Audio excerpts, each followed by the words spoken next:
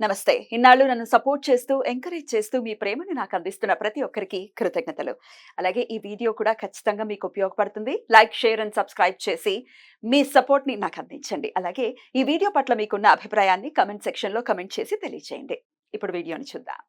నమస్తే. Welcome to our channel. నేను పద్మిని. ప్రస్తుతం మనతో పాటు ప్రముఖ ఆధ్యాత్మికవేత్త, జ్యోతిష పండితులు, అమ్మవారి సేవకులు, దత్త గణపతి ఉపాసకులు మురళీధర శర్మ గారు మనతో పాటు ఉన్నారు. మాట్లాడదాం. నమస్కారం అండి. మహాదేవ శ్రీమాత్రే నమః. ముందుగా మీకు కొంచెం ముందుగానే చెప్తున్నాను, ఉగాది శుభాకాంక్షలు. సంతోషం అమ్మ. క్రోధినామ ముందుగానే చెప్పాలి కనుక ఖచ్చితంగా. ఖచ్చితంగా మనం ముందుగానే వారికి చెప్పుదాము. క్రోధినామ సంవత్సరం ఈ సంవత్సరం పేరు. అంతే. క్రోధి కొంచెం భయానకంగా అనిపిస్తోంది. మరి ఆ నామాన్ని ఏమైనా అది సార్థకం చేసుకుంటుందా? భయపడాల్సిన అవసరం లేదా? భయపడాల్సినటువంటి అవసరం లేదు. చాలా అంటే చాలా అద్భుతంగా ఉన్నది. మొత్తం అన్ని బాగున్నది. అవునా? అన్ని ఎలా బాగుంటాయి? కొన్ని బాగుంటాయి, కొన్ని బాగోవు కదా. బాగా లేవు. ఒకటి బాగా లేదనుకుంటే మరొకటి బాగుంటుంది. అంటే ఏది రాశి అని కాదు, వారికి మన నడిచేటువంటి పరిస్థితులలో ఏదో ఒక మైనస్ జరుగుతుందంటే మరొక ప్లస్ జరగడము. ఎందుకంటే గత 2 సంవత్సరాలు అవుతుంది గురువు మారక. మాక్సిమం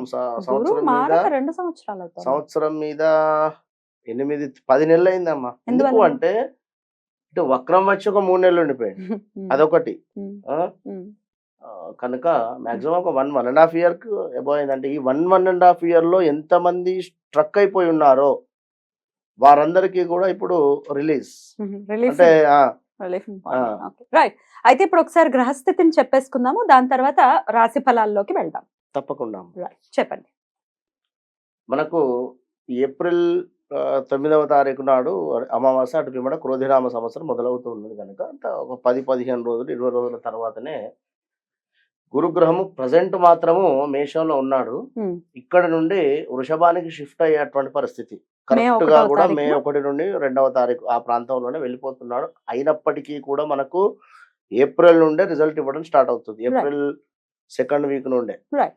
కనుక గురుగ్రహం వచ్చేసి మనకు ఇక్కడ మేషానికి అంటే 2వ స్థానంలో, ఇలా ప్రతి గ్రహానికి మనం దాన్ని చూద్దాం. ఇక శని భగవానుడు అంటే ఇప్పట్లో మారేది లేదు.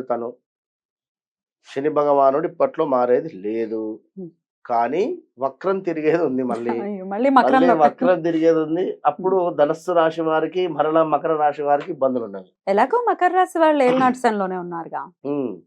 అయినా వక్ర చూప లేకపోతే వక్ర గతి కూడా ఉందా? సంపూర్ణ వక్ర దృష్టి మాత్రం. వక్రం తిరగడము అంటే కంప్లీట్ గా వెనక్కి రాడు కానీ వక్రం. అప్పుడు ధనస్సు రాశి వారికి, అదే విధంగా మకరానికి, ఇక రాహుకేతువులు అంటే ఇప్పట్లో వారిని వారు కదిలేటువంటి పరిస్థితి లేదు కనుక అవి ఇచ్చేటువంటి రిజల్ట్స్ కొన్ని గ్రహాలకు, రాశులకు ఏ విధంగా ఉంటుంది అనేటువంటి విషయం చూసుకుందాము. మెయిన్ ఏమిటి అంటే గురువు చాలా పెద్ద గ్రహం ఇది. శని భగవానుడు గురుగ్రహము కనుక ఇప్పట్లో శని భగవానుడు మారటం లేదు కనుక శనికి సంబంధించినటువంటి రిజల్ట్ ఎవరైతే పొందుతూ ఉన్నారో అవి అలాగే ఉంటవి. అదనంగా గురువు మూలకంగా వీరికి ప్లస్లు జరిగేటువంటి ఉన్నవి, మైనస్లు జరిగేటువంటి ద్వాదశ రాశులకి కూడా.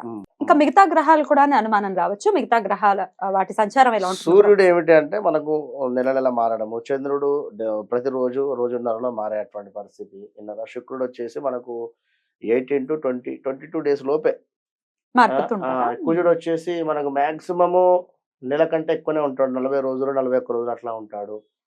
ఇలా గ్రహాలన్నీ అవి మారుతూ ఉంటవి. బుధుడు కూడా అంతే. 20 to 30 days లోపే మారుతాడు. ఇవన్నీ అంటే ఇక వాటి రిజల్ట్స్ అవి ఇస్తవి. కానీ మెయిన్ ఏమిటంటే మనకి ఇవే. మెయిన్ ఏమిటి అంటే మనకి ఇచ్చేది గురువును శని మాత్రమే. ఇక సూర్యుడు మారేటువంటి సందర్భంలో కొన్ని డిస్టర్బెన్స్ అయినప్పటికీ కూడా మోస్ట్ ఎవరైనా కూడా ఒక పర్మనెంట్ జాబ్ కానీ, లేదా ఒక హౌస్ కట్టుకోవాలన్నటువంటి ఆలోచన కానీ, లేదా ఒక వివాహం కానీ, విదేశీ ప్రయాణం కానీ, ఇలాంటివి పర్మనెంట్గా ఉండేటువంటివి వీళ్ళు ఇచ్చేస్తారు. పర్మనెంట్ సొల్యూషన్స్ వీళ్ళు ఇస్తారు. ఇప్పుడు ఉదాహరణకు సూర్యుడు మారాడు అనుకుందాం. ఎగ్జాంపుల్, సూర్యుడు ఏమిటి? గొడవలకు కారకుడు. అదేవిధంగా గౌట్ రిలేటెడ్ ఏమైనా ఎగ్జామ్స్ రాస్తూ ఉంటే అందులో చక్కగా వీరు ఉత్తీర్ణులు కావడానికి కానీ ఇవన్నీ కూడా ఉపయోగపడుతూ ఉంటాడు. ఇలా శుక్రుడు ఏమిటి? కలత్రకు కారకుడు. అది కొంచెం ఉండేటువంటి స్థానాలు ఇక్కడ మనకు ఆ, ఈ కేతు. ఓకే అదే కేతు ఉండేటువంటి స్థానంలో మనకు కన్యలో కన్య. శుక్రుడు నీచబడుతూ ఉంటాడు. ఉమ్. ఇక్కడ ఉన్నట్టయితే మీనరాశి వారికి కాస్త ఇబ్బందులు ఇట్లా అదొక 1 మంత్ పీరియడ్. కానీ ఇది ఏమిటంటే మనకు 1 long year, period. 1.5 year long period. Long period మనకు పర్మనెంట్ గా వెల్ సెటిల్డ్ ఇచ్చేటువంటి గ్రహాలు రైట్. కనుక సరే మరి ద్వాదశ రాశులకి కూడా ఈ క్రోధి నామ సంవత్సరం ఎలా ఉండబోతుందో చూద్దామండి. తప్పకుండా అమ్మా, మరి కర్కాటక రాశి వారికి ఎలా ఉండబోతోందండి క్రోధి నామ సంవత్సరం? తప్పకుండా అమ్మా. కర్కాటక రాశి వారిని చూసుకున్నట్టయితే వీరికి ఆల్రెడీ కూడా అర్ధాష్టమ శనిలోనే వీరు ఉండడం జరుగుతున్నది అనేటువంటి విషయాన్ని గమనించుకోండి. మరి ఇక్కడ ఈ యొక్క గురుగ్రహము మీకు 11వ స్థానంలో ఉండడం జరుగుతూ ఉన్నది. 11వ స్థానంలో మీకు గురువు ఉండడం చేత అద్భుతాలు జరిగేటువంటి పరిస్థితి కూడా ఉంది అనేటువంటి విషయాన్ని గమనించుకోవాలి కర్కాటక రాశి వారు. మరి అంతా అనుకూలంగానే ఉంటుంది. ఒక శని భగవానుని వలనే కొన్ని ఇబ్బందులు ఉన్నవి. అవి హెల్త్ రిలేటెడా లేదా మనీ రిలేటెడా అనేటువంటిది ఒకసారి మీరు తెలుసుకోండి. మరి కర్కాటక రాశి వారికి సంబంధించి గురుగ్రహానికి ఏకాదశ స్థానంలో ఉండడం చేత అద్భుతమైనటువంటి ఫలితాలు ఉన్నాయి. మరి వీరికి వచ్చేసి ఆదాయం 14, వ్యయము 2గా కూడా గోచరిస్తూ ఉంది. ఈ యొక్క విషయాన్ని చూడండి, గమనించుకోండి. అదేవిధంగా అంతా అనుకూలంగా గోచరిస్తూ ఉంది. తలచిన కార్యాలన్నీ కూడా జరిగేటువంటి పరిస్థితి, బంధుమిత్రుల కలయిక, అదేవిధంగా అన్నతమ్ములతో చక్కగా కూడా కూడి ఉండడము, సంఘమునందు మీ యొక్క గౌరవము అద్భుతంగా ఉండేటువంటి పరిస్థితి, సంతానం లేని వారికి సంతానం కలిగేటువంటి పరిస్థితి, నూతన వ్యాపారం మందు అభివృద్ధి, ప్రతి వ్యాపారం మందు మంచి లాభాలు, శుభవార్తలు వినేటువంటి పరిస్థితి, ఇంటి యందు ఒక పండుగ వాతావరణాన్ని సృష్టించుకునేటువంటి పరిస్థితి గోచరిస్తుంది. కాంట్రాక్ట్ ఫీల్డ్లో ఉండేటువంటి వారికి చక్కటి ఆదాయము, మంచి కాంట్రాక్ట్ బిజినెస్ దొరకడం కావచ్చును, వ్యాపారం అందు మంచి విజయాలు, అదేవిధంగా ఎగుమతి దిగుమతి వ్యాపారం చేసుకునేటువంటి వారికి అంత అనుకూలంగా ఉంది. విద్యార్థులకు మంచి ర్యాంకులు, అదేవిధంగా ఉద్యోగం మంచి ర్యాంకుతో పాటుగా ఉద్యోగము అంటే జాబ్ ప్లేస్మెంట్స్ దొరకడం కానీ, లేదా ఉద్యోగ ప్రయత్నాలలో ఉండేటువంటి వారికి ఉద్యోగ ప్రాప్తి దొరికేటువంటి పరిస్థితి.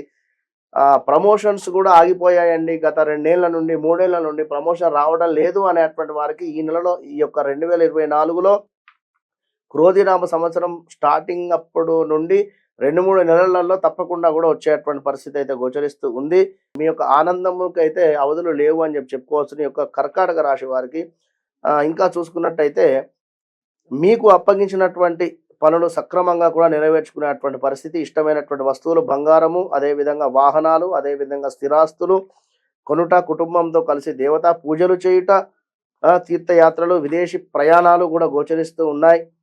శక్తికి మించినటువంటి పనులు చేయడము, ఉన్నతంగా అద్భుతంగా కూడా విలాసవంతమైనటువంటి జీవితాన్ని గడపాలి అనేటువంటి వాతావరణము. అసలు కర్కాటక రాశి అంటేనే, కర్కాటక లగ్నం కానీ కర్కాటక రాశి అన్నా కూడా అంతా కూడా అబ్రాడ్ అంటే ఇది ఒక ఫ్లైట్ జర్నీ లాంటిది. ఫ్లైట్ జర్నీ చేస్తే ఎంత అద్భుతమైనటువంటి థ్రిల్ ఉంటుందో ఆ విధంగా వీరికి ప్రతి సెకండ్ థ్రిల్ కావాలి అనేటువంటి ఆలోచన ఉంటుంది. ఎందుకు అంటే ఒక అద్భుతంగా అంటే ఎప్పుడు గొప్పగా ఉండాలి అనేటువంటి ఆలోచన, అద్భుతంగా ఉండాలి అనే తగ్గకుండా అట్లా అన్నట్టుగా. ఇక ప్రభుత్వ పనులు కావచ్చు, ఇవన్నీ కూడా అద్భుతంగా ఉన్నవి. అయితే ఇక్కడ ఒక విషయాన్ని గమనించుకోండి. శని భగవానుడు మీకు 8వ స్థానంలో ఉండడం చేత అష్టమ శని వలన కొన్ని ఇబ్బందులు అయితే గోచరిస్తున్నాయి. అవి ఏమిటి అంటే ఆర్థిక వ్యవహారంలో, అదేవిధంగా రాజకీయం అందు ఎవరైనా, ఇప్పుడు రాజకీయాలు ఉన్నాయి కనుక ఈ యొక్క రాజకీయ రంగంలో ఉండేటువంటి వారికి కాస్త మైనస్ వాతావరణంగా ఉంది. అదేవిధంగా ఆశించిన పదవులు కూడా దక్కకపోయేటువంటి పరిస్థితి ఉంది. కొన్ని ఊహించని సంఘటనలు ఎదురయ్యేటువంటి పరిస్థితి ఉంది. నమ్మి ఎవరికైనా డబ్బులు ఇచ్చినా కూడా అవి రాని పరిస్థితి. నూతన వ్యక్తులందు కాస్త జాగ్రత్తగా ఉండాలి. మితిమీరిన ఆత్మవిశ్వాసం వల్ల కాస్త మీ యొక్క పనులు చెడిపోయేటువంటి పరిస్థితి. కొన్ని చిల్లర తగాదాలు కూడా గోచరిస్తూ ఉన్నాయి. ఇంకా కోపాన్ని కాస్త తక్కువ చేసుకుంటే మంచిది. కోపం అధికంగా వచ్చేటువంటి పరిస్థితి, మానసిక చింతన, హెల్త్ రిలేటెడ్ ప్రాబ్లమ్స్, ఎవరికి తక్కువ అంచనా చేయవద్దు. ఎప్పుడు కూడా చేయి పనులందు ఒత్తిడి అధికంగా ఉండేటువంటి పరిస్థితి. అయినా కూడా శ్రమకు తగినటువంటి ఫలితం ఉంటుంది. ఆర్భాటాలకు విపరీతంగా ధనాన్ని ఖర్చు చేయకండి, చేసేటువంటి పరిస్థితి ఉంది. చేయి పనులు అస్తవ్యస్తముగా సాగేటువంటి పరిస్థితి గోచరిస్తూ ఉంది.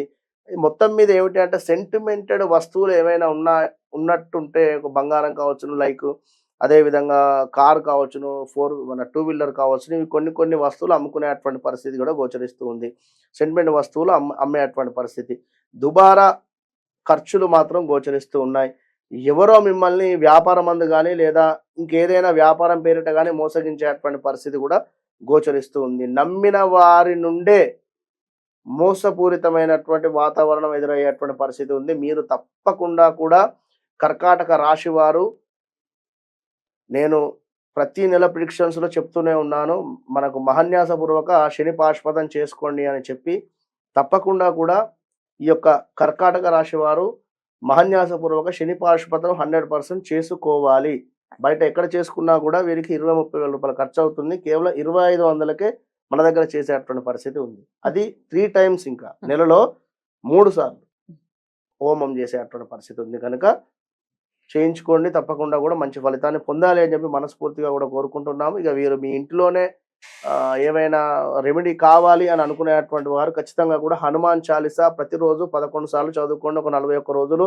అదేవిధంగా శని స్తోత్రం కావచ్చును, శ్రీరామ ఆపదుద్ధారక స్తోత్రము, ఇవన్నీ కూడా మీరు కంటిన్యూగా చేసుకుంటూ ఉండండి. ఖచ్చితంగా కూడా ఒక 3 మంత్స్లో మంచి ఫలితం ఉంటుంది. మహాదేవ శ్రీమాత్రే నమః. రైట్, చాలా చక్కగా మాకు తెలియజేశారు. ఇక నెక్స్ట్ ఎపిసోడ్ లో సింహరాశి గురించి మాట్లాడుకుందాం. నమస్కారం. మహాదేవ.